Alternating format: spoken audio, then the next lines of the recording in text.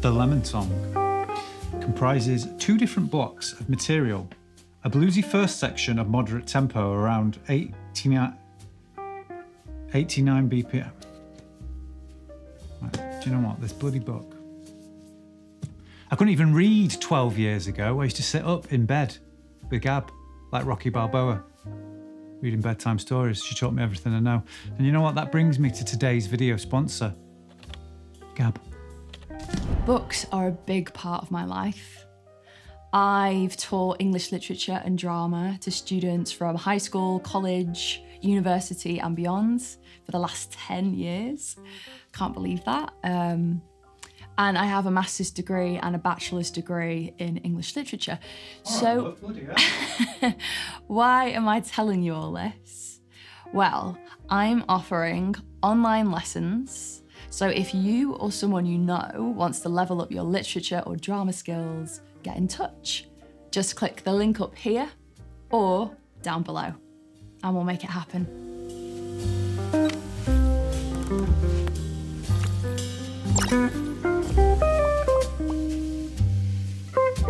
The Lemon Song comprises 2 different blocks of material.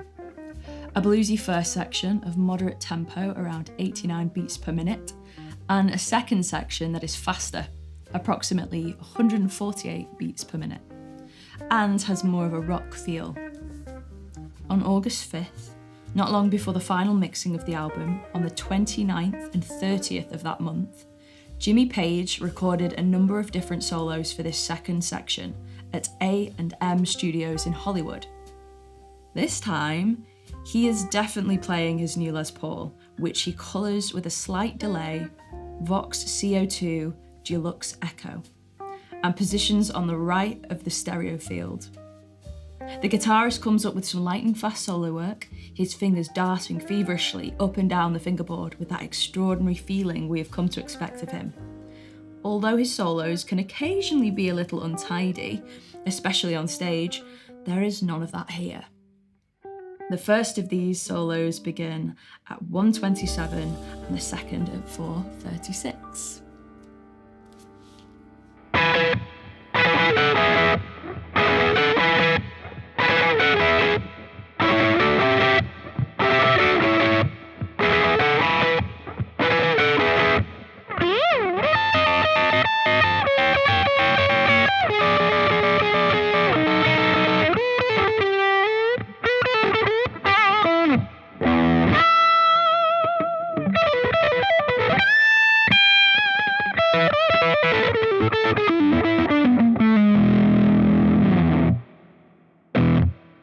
Another slice of the Lemon Song, as per requested by you lot.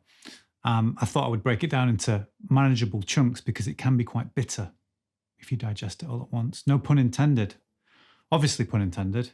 Nothing bitter about it. But what I wanted to also give you was a little bit of insight into what I think his intentions were. If you've seen my rock and roll lesson where we went into the theory behind. The theory behind.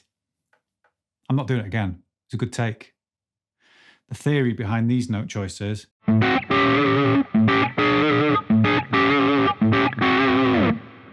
want to do a similar kind of thing with this section because, again, essentially, it's a 12-bar blues.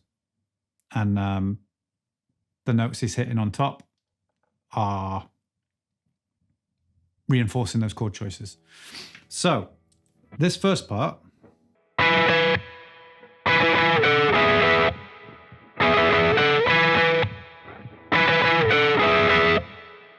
if we imagine a typical 12-bar blues in E, first 4 bars would usually be E.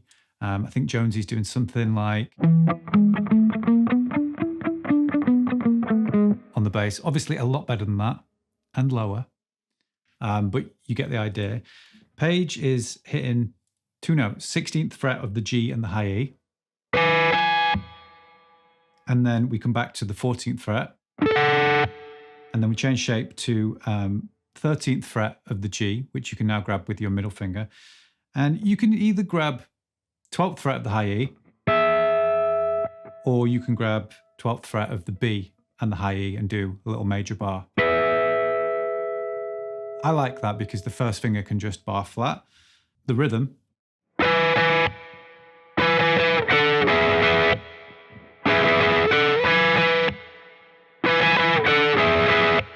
so what is going on with this guitar riff? Why does it work? Why does it sound cool? Well, the bass is grounding us and giving us that constant E. If we take that first shape that Jimmy's doing, the 16 and the 16, on the G and the high E, I think that comes from D major shape, but slid up 2 frets, or a tone. And that would just be an E major chord, right? But he's just decided to hit the perfect fifth and the major third. Moves it back a tone, like a passing D, and then changes to another inversion of E, but slightly lower. And that comes from your E major shape, right?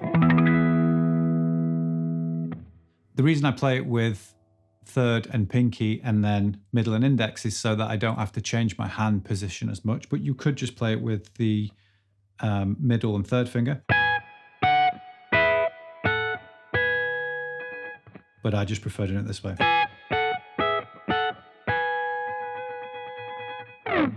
Also, the index finger and the middle finger are free to kind of mute the lower strings.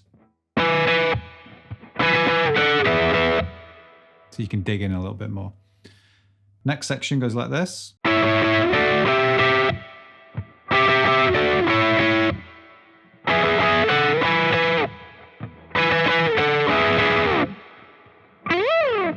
I think back to what I said about the idea of a 12 bar. So at this point, we would modulate to the 4 chord of E, right, which would be A.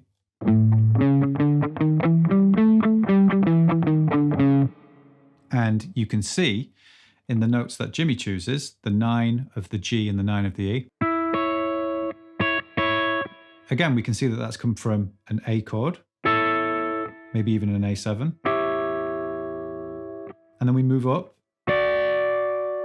part of a D major, in passing again, and then up to the 12th fret of the G and the E. You might be thinking, how is the 12th fret of the G and the E related to the A7? Well, a good way to visualize it is taking your open A7 chord, which hopefully you know, slide it up the octave, and you can see the 12th fret of the G and the E are in there. It's our -7 and our perfect fifth. So that means, again, he's just going from 2 notes from A7, passing through a D, 2 notes from an A7, and then back, exactly like you did up here. Now at this point in a 12-bar blues, you would go back to the 1 chord, and it does, goes back to the E, so does he. Then we have this riff.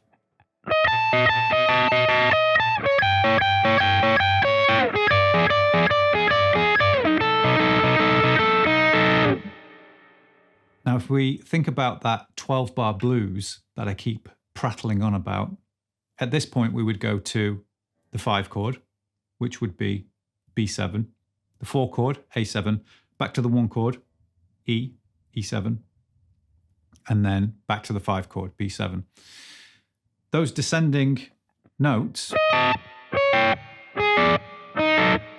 best way to visualize them, in my opinion, if you're trying to get your head around a bit of theory, as well as just remembering notes on the fretboard, take your A7 in open position, so that's just an A major, but with your pinky on the 3rd fret of the high E. We're adding in the note G, which is the -7 interval, which turns an A into an A7. Ordinarily, we'd add the open G in, but you can also add the higher octave, or both. Sounds good. But look, frets 2 and 3 here, that's your major third and your -7. And he literally just descends those top 2 notes of the relevant chords down to match. So here's the B7, A7, E7, B7. Isolate the top two notes.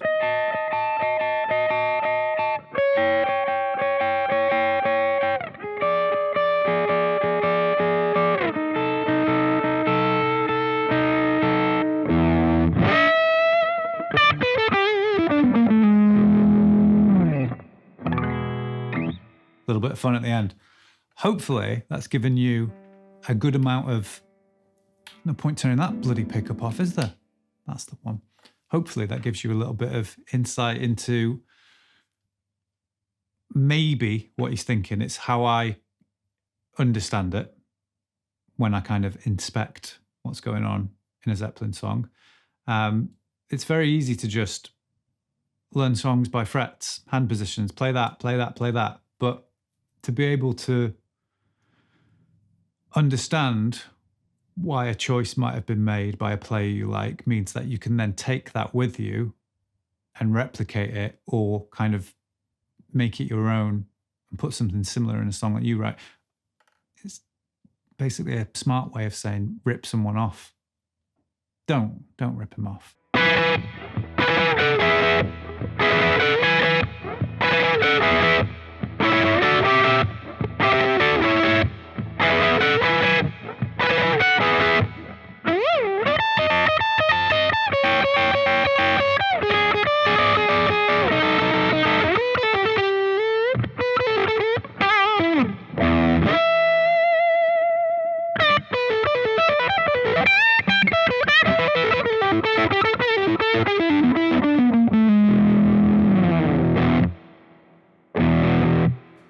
Oh, would you look at that? We've finished right on time. I hope you enjoyed this video.